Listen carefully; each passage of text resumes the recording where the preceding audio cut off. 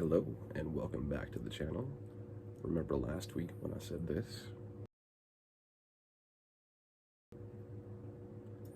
Yeah, well, between home renovations and my old friend Sciatica paying me a visit, I felt both like this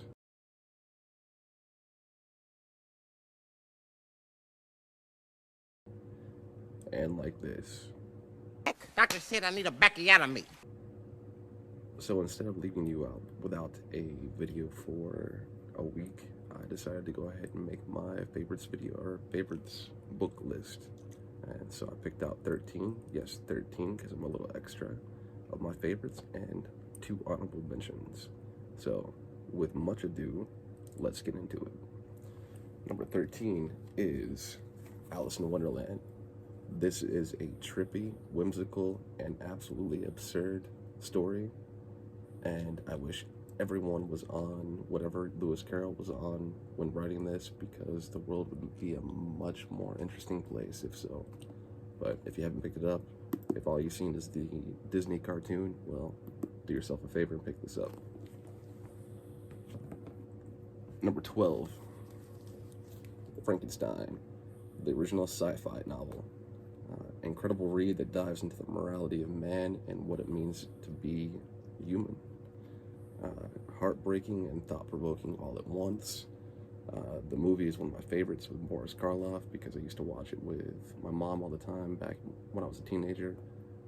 AMC used to play it all the time. I don't know if they still do or not, but regardless, the Boris Karloff movie, amazing movie. The book, even better. Well, that's actually going to be a recurring topic throughout this whole video, but moving on. Number 11, Fear and Loathing in Las Vegas by Hunter S. Thompson. Mind-bending and hilariously irreverent. The opening line is, "We were somewhere around Barstow on the edge of the desert when the drugs began to take hold." If that gives you any indication into what this is actually about. Just a complete drug-addled trip to Las Vegas. Hunter S. Thompson wrote Gonzo style, which is basically him just writing himself into the news stories that he was supposed to be covering. And this is about a race over in the desert of Las Vegas, and well, that actually takes a backseat to him and his partners just absolute dive into the depths of drug use, professional drug users. One of those that, it's the hallucination scenes are some of the most beautiful and disturbing things put to page. Hunter S. Thompson at his best. So definitely check it out if you haven't checked it out yet. Number 10 for Ben, Ocean at the End of the Lane.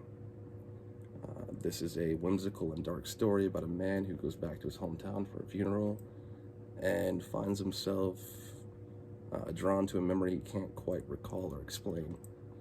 It's kind of hard to explain the book in and of itself, but it's one of those where, much like a lot of Neil Gaiman's work, is one of those where you read it and you say, what the hell did I just read? But in a good way. It sticks with you long after you finish it, and it's an absolutely beautiful story. Number 9, The Child Thief by Brahm. Now this is an absolute dark, horrifying, and most excellent retelling of Peter Pan. This right here, Brahm is also an illustrator, and that is Peter Pan right there. It is complete edgelord. Brahm has a way of crafting a wonderfully bizarre and utterly dark story, and his talents shine with this book. Not for people who don't like brutal scenes or horror in general, because it definitely dives into that very, very dark story, but awesome nonetheless. Number 8 is Who Censored Roger Rabbit by Gary Wolfe. If all you know of Roger Rabbit is the Disney movie, do yourself a favor and pick this up. It's a very short book, and it is a hard-boiled crime noir novel that, well, just has a couple little cartoon characters added into it. And this Roger Rabbit is completely different than the Roger Rabbit in the movie. It's dark, it's really twisted, but very good way. Definitely pick it up. And also, Killer Bowl by Gary Wolfe is quite interesting as well. So, number 7, we're going to Cannery Row by John Steinbeck. Let's see if we can, there we go, the glare's kind of off it there. This book is my favorite John Steinbeck book. It follows a group of misfits living in the Canning district of San Francisco. Absolute, just sweet and awesome little read. If you like slice of life, definitely give this a shot. And if you haven't read John Steinbeck, this is a really good place to start. Number 6, we have my favorite Michael Crichton novel, and that is Jurassic Park. I know this is kind of a basic B choice for Michael Crichton, but it is a damn good book. It's one of those that I'm happy that I picked up after watching the movie, which is also another occurring thing for my number 2 pick. We'll get to that in a minute. But it has more action, more dinosaurs, and better characters, which is actually kind of weird to say for a Michael Crichton novel because he's known for more plot than characters. But the characters in here are awesome. Dr. Grant is so much more enjoyable in here than Sam Neill's portrayal of it. I love Sam Neill. His portrayal of Dr. Grant in the movie was great, but this version is a lot different and a lot cooler. Definitely recommend if you haven't read the book and if you only see the movies, or the movie and, well, the subsequently diminishing returns of the sequels. But moving on, we have my number 5, which is Interview with a Vampire. This is flat out my favorite vampire novel, and even though Louis is kind of a, well, whiny little bitch, kind of a pain in the ass, but I still love the exploration of what it means to be human, yet completely removed from everything that makes up humanity. That's a very strong theme throughout this book. It's how long can you grasp onto morals and ethics if you live forever? You know, what's the price of immortality? Anne Rice masterfully theorizes on these topics throughout the book, and it is a joy to read.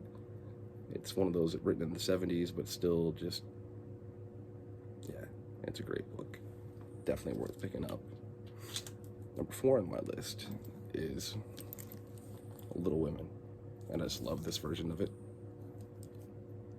But Little Women is a book that I stayed away from for so long because I had that stupid mentality of, ooh, it's a girl's book. So luckily I grew up and matured a little bit, and, well, all I have to say is Jo in this book is amazing, and I am so proud to have a daughter that acts a bit like her. A little scared of that, but also very proud of it. It's a wonderful, heartwarming, and heartbreaking book all at the same time. Definitely a roller coaster that is so, so good. Well worth the time. Pick it up if you haven't read it.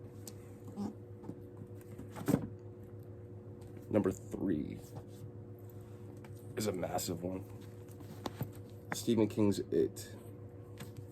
This is my absolute favorite Stephen King book. Hands down, no competition for me. This book and the newer movies with Skarsgård, they actually cured me of my fear of clowns, which sounds a little weird to say.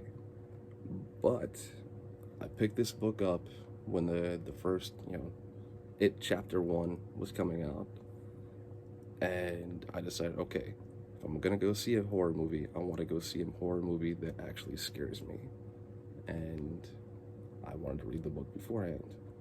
So, picked up the book, read it. It was absolutely creepy as hell.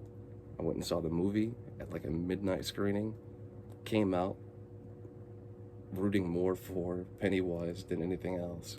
So, kind of cured me of that clown fear, and just, yeah, it's absolute creepy, out there read. It's a mammoth of a book, like I said. Cocaine's a hell of a drug, but pick it up if you haven't. And yes, it does have that scene, but still, it doesn't ruin the book. Number 2, The Crow. Yes, it's a graphic novel, but it's still one of my favorite reads of all time. It's one of my favorite movies, and much like the Jurassic Park, it wouldn't have been if I had read this first. This is, wow. Every panel and page is bursting with pain, grief, rage, and absolute sadness from the author. His fiancée was killed in a drunk driving accident, and he read an article about a couple that got killed after a picnic, just a random act of violence on that part. And both of those mixed together spawned him to, well, write this. And he spent, I think it was like 10 years of his life just pouring his heart and everything else into this book, drawing his fiancée. You know, his fiancee's in here as one of the characters, and just drawing her in that. Just the story behind it is just heartbreaking. But it's one of those that went from heart to limb to pen for James O'Barr, and it's definitely felt. It's also one of those things where it's joked about that a pair of Doc Martens, a Cure CD, and this is the starter kit for goth. Regardless of that, still a very, very good read. Definitely wouldn't recommend it for somebody that's against some brutal violence and some very triggering content. But yeah, this is heavy, but a very, very good read. Moving to the honorable mentions before we get to my absolute favorite book of all time, though. First up is Remote Control, which is a sci fantasy by Nnedi Okorafor. It's about a young girl that gains the power of death, and we follow her and her little fox companion across Africa as she's trying to find a home. She's looked at as a hero to some and a villain to / monster to others, and it's a very, very good book, quick book, and awesome introduction to Nnedi Okorafor's writing. Really awesome author, definitely worth checking out. My other honorable mention, only because these 2 books I've just recently read, so I can't put them on my all-time favorites list just yet, but Hitchhiker's Guide to the Galaxy by Douglas Adams. This is an absolute awesome, amazing book that is worth the classic status. It's hilarious, it's fast-paced, absurdist, comedy that is, some of the finest comedy I've ever read in a book. It's, like I said in my last video, be a good person, read it, find out the meaning of life. Seriously, it's in there. Anyways, moving on. Last but not least, my favorite book of all time, one that I've read more so than anything else in my life, Animal Farm by George Orwell. It was written under the request and payment from the British government, but Orwell created a takedown of the Bolshevik Revolution and also the greediest side of capitalism as well. It's something I read as a young child because I was a weird kid, and well, I'm a weird adult, so it's all good. But if you haven't read the book or saw the little, I think it's like an hour-long cartoon that they made based off of it, definitely worth checking out. Awesome book. Very disturbing book, but very awesome book nonetheless. And finally, I hope you enjoyed hanging out with me today.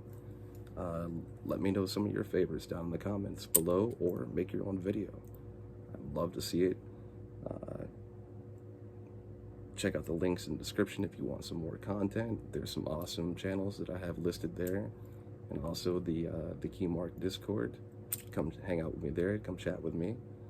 Rumor has it that there's going to be another readathon come July, so hop in and join us.